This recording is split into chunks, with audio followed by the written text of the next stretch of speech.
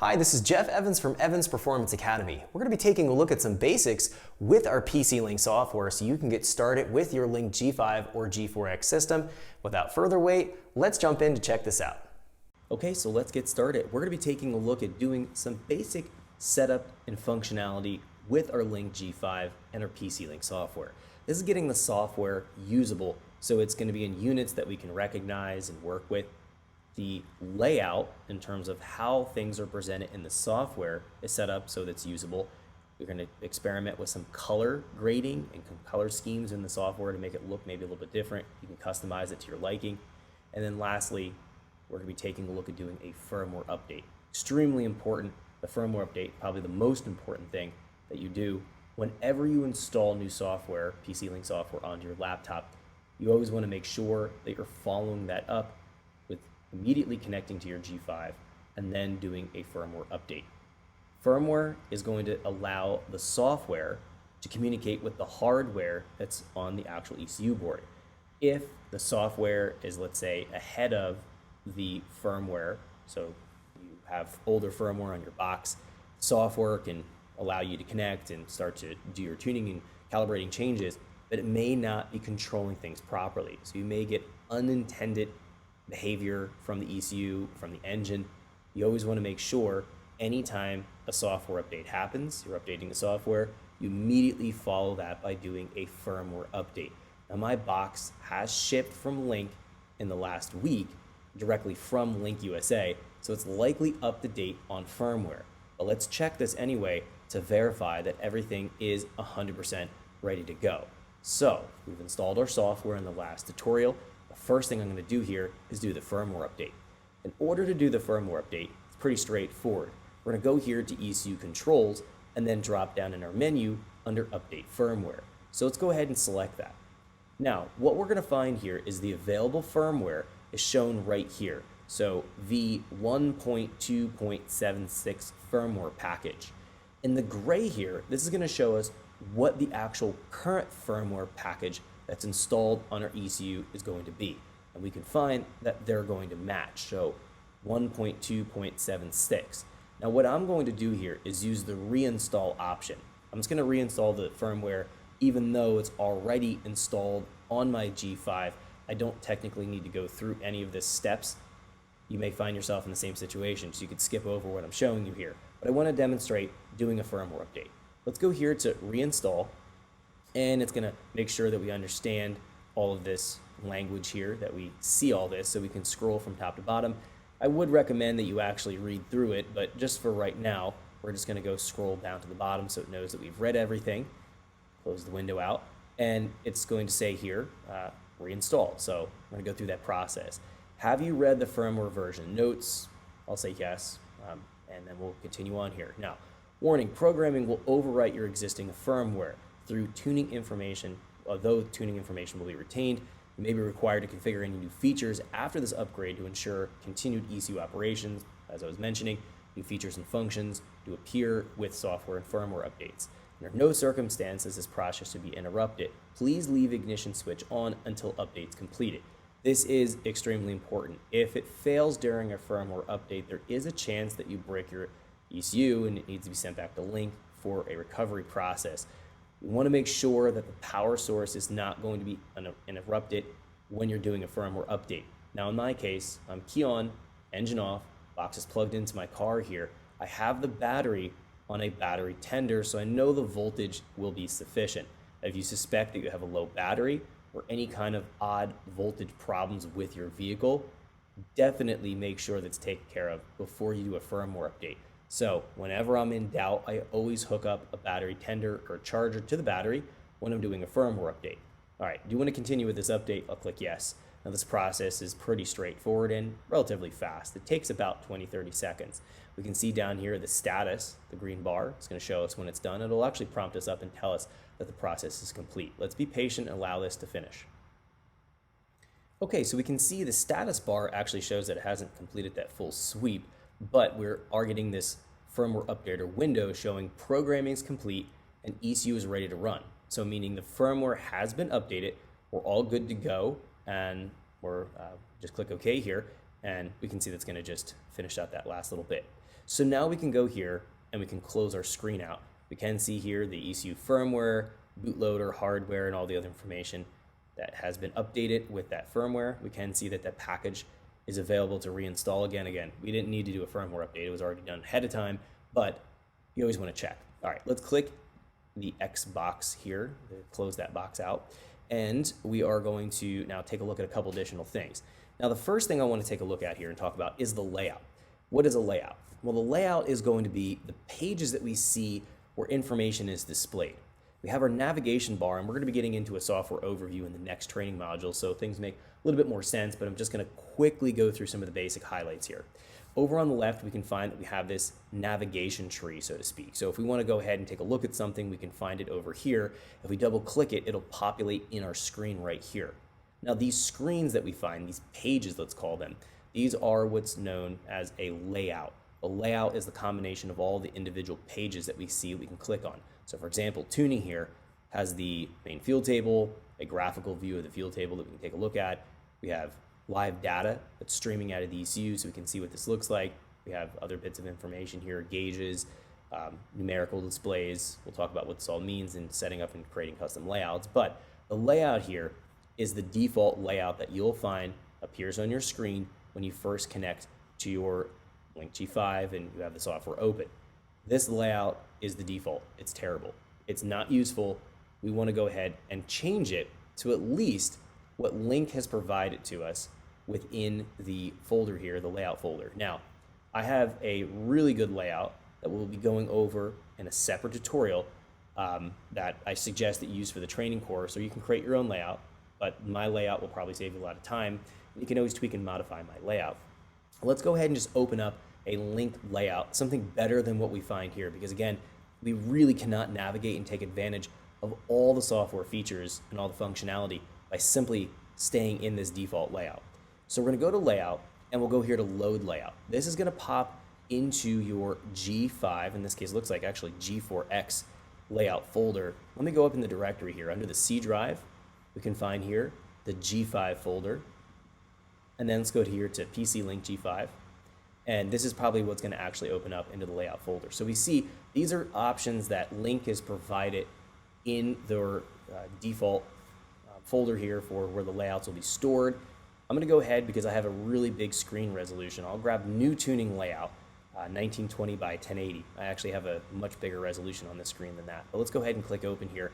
You want to go ahead and select which one of these really applies to the resolution of your screen size. But I'll go ahead and select the largest option they have here.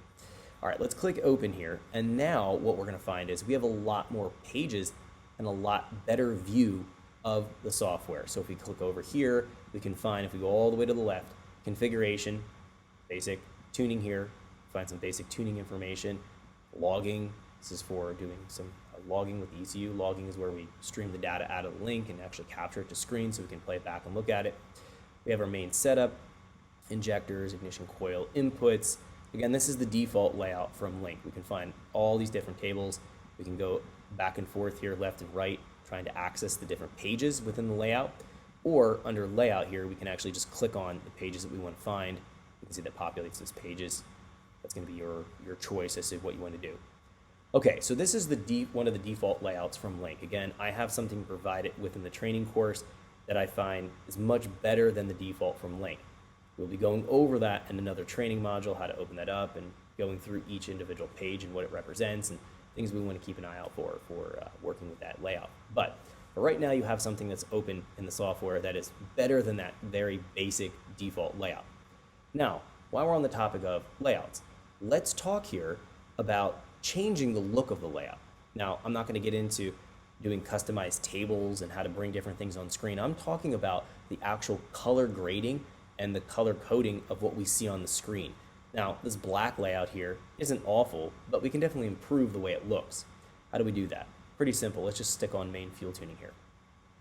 If we go up here under the options, we're going to go here into the color theme. This allows us to change the way the layout looks. Now, it's not changing the actual layout in terms of the boxes we see on screen here, the information. It's how it looks, the coloring of everything on screen. So this is something you probably want to get done with when you first connect to the Link, just so that you have things set up You can always change it later, but I find that it's probably best to do it right off the bat here. So let's go to our color theme. Now, we see the select theme gives us some options here: blue, white, black, or gray. As we select this, it's going to change the overall theme color of our display. So right now we're on black. Isn't bad. We can go here to white. If we click apply, very washed out, very difficult to see. I don't think white's going to work very well here. Let's go to gray. Let's click apply. Now it's a little bit better. Black might be really contrasting on the screen. It actually kind of hurts my eyes after working with the software for a while. So gray isn't awful. I find that blue here is kind of a happy medium between the black and the gray. Let's click apply.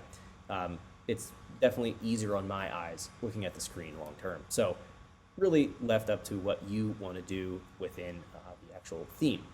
Now the next thing here is the theme items. We see active cell.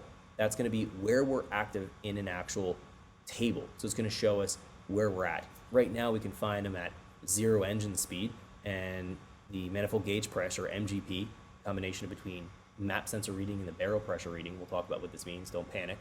It's going to show us that we're located in this particular point within the table. So it's going to have a cursor, essentially a highlighted cursor in our cell points of where we're operating at any given time when we're connected to the box. That's going to designate to a green color. Now we can change that if we'd like. We could change that to, let's say, yellow. Click apply, and we can see that's now yellow. Green definitely works, so I'll keep it on that very bright lime green color, and we can kind of keep that where it was defaulted at. Now there is the active control. It's a different option in the software here. We can change that color. Cursors, that's going to be any kind of cursors in the table. We can see right now there's kind of this yellowish line. We can change that to a red, for example, here.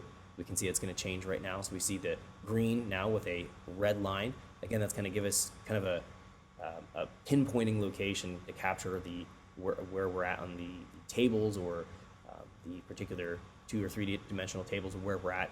We can change all those colors. Data area background, that's going to be taking a look at other bits of information here, what the background colors are going to be. We can change that up. Go down here a little bit further, and there's going to be a gradient high, low, and middle. This applies to our actual tables that we find right here. So let me go ahead and change this up a little bit. This table has pink for a low value, and then yellow for more of a higher value in the table. This contrasting color makes things a little bit easier to spot trends when you're programming your tables. But I want to change this up a little bit. Let's go here to the low, and let's change the low to something like green. And then let's change the middle to something like orange, and then the high to something like red. And click apply. And now we can see we have a different grading within the table. So this may or may not be something that you like. We might want to change the green to something like yellow. So it's yellow, orange, red. Click apply. We can see that changes it.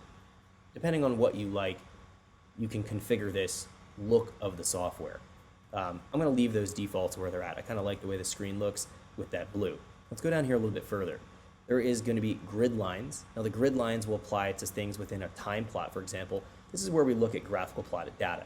It also is going to apply to our axes on the tables. So we can see engine speed, MGP. These make up the axes for our field table. Again, don't panic about this. We'll be covering all this heavily in future training tutorials.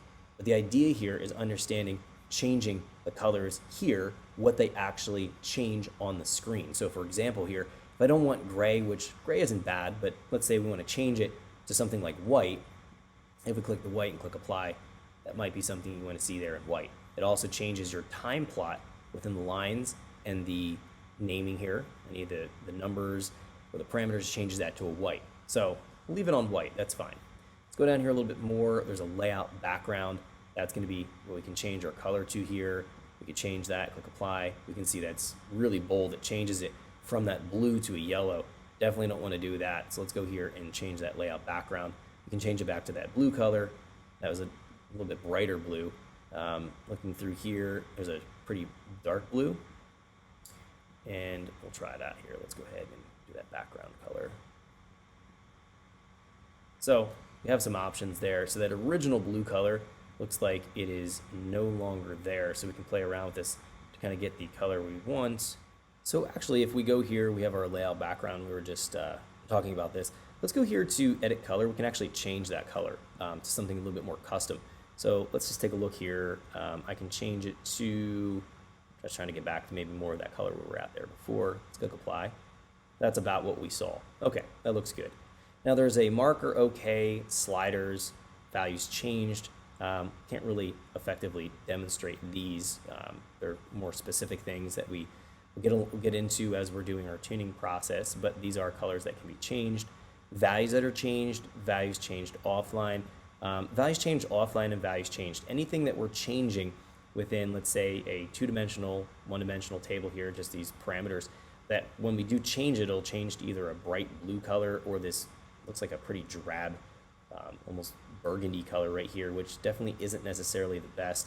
I would probably change this to something a little bit brighter, things that have changed offline. That way we can see that. Again, that color is a little bit dark. That just makes the text here get really dark color if it's been changed offline. Again, you can't really read what some of this thing says, so change it to a bright color. View backgrounds, let's take a look here. The view background will be the background, I believe, in the tables. Let's just change that to something else. Change that to a white. Yeah, it changes the tables, so let's change that back again. That doesn't look very good. So this is really what's going to be easier on your eye and what's easier to kind of work with here, so just change that back. Now view text, that's going to be the text up at the top, at least that I can see. That's going to be, let's change that to a black color, and we can see it's going to show. Again, a little bit harder to see there, so we probably don't want to change the view text to black, change that to apply. Title bar background, those are going to be things that you may or may not want to change. I'll leave that alone. Soft warning, hard warning, that's going to be when we have something that's not within a certain parameter range, so it might be starting to get too hot, for example.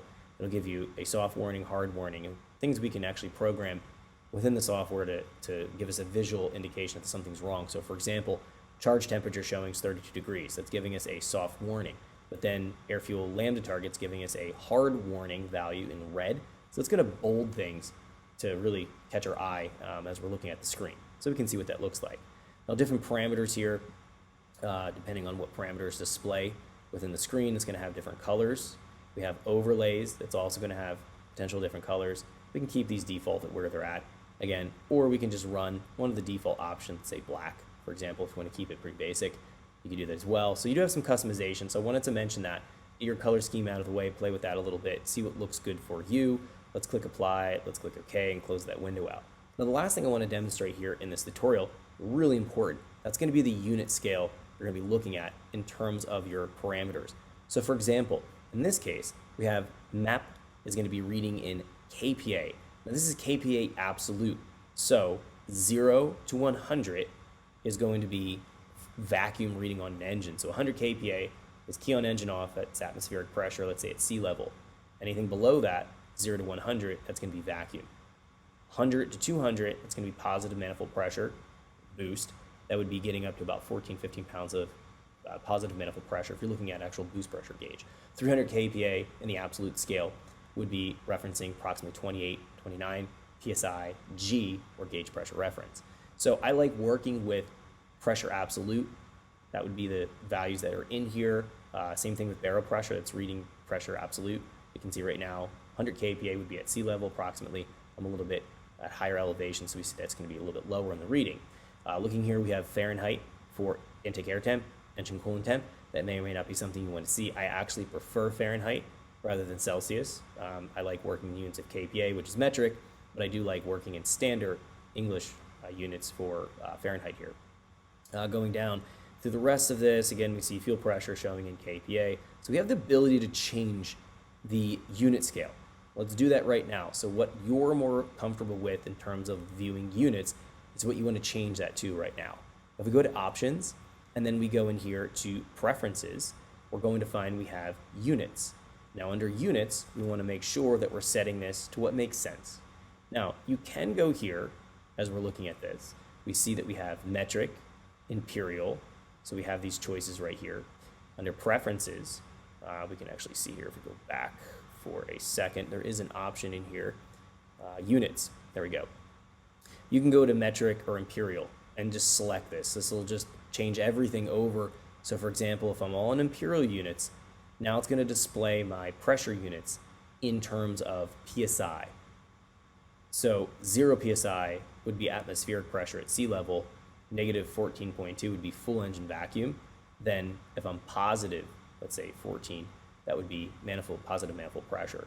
And then obviously we're going to find ourselves in Fahrenheit. I can change that over to metric, pretty simple here, and then we can see everything's going to be metric based. So the temperature should switch over here to Fahrenheit, looking at this, but the reason why it's not, looks like the software here, let's go back to that window we were just in before, so preferences, units, we can see the way this is configured currently, that under metric, we can change this as we're going in that drop-down option and selecting metric or imperial or standard units.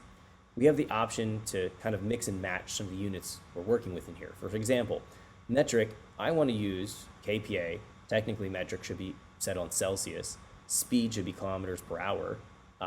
Lambda reading would be in lambda, not air fuel units. And then distance would be in meters. Then if I had imperial, if I was setting this up to be true imperial reading, Fahrenheit, mile per hour, air fuel, foot for distance, and PSI.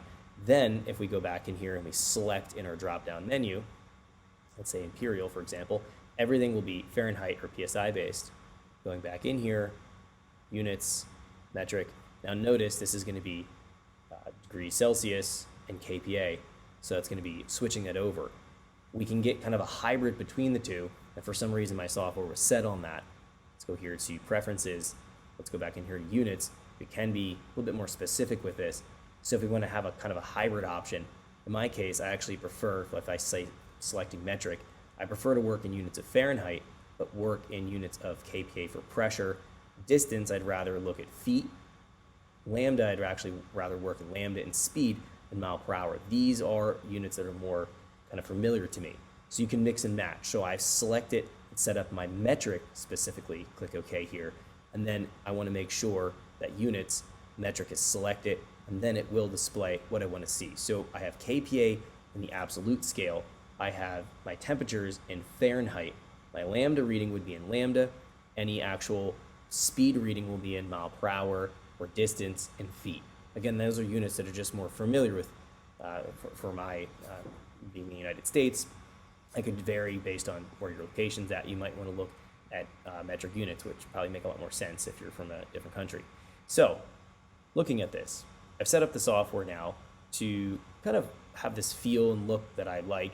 I have my unit scale set up, and we know that our Link G5 box has been firmware updated. These are the basic things that we need to account for before we really start digging in and doing any actual tuning and calibrating.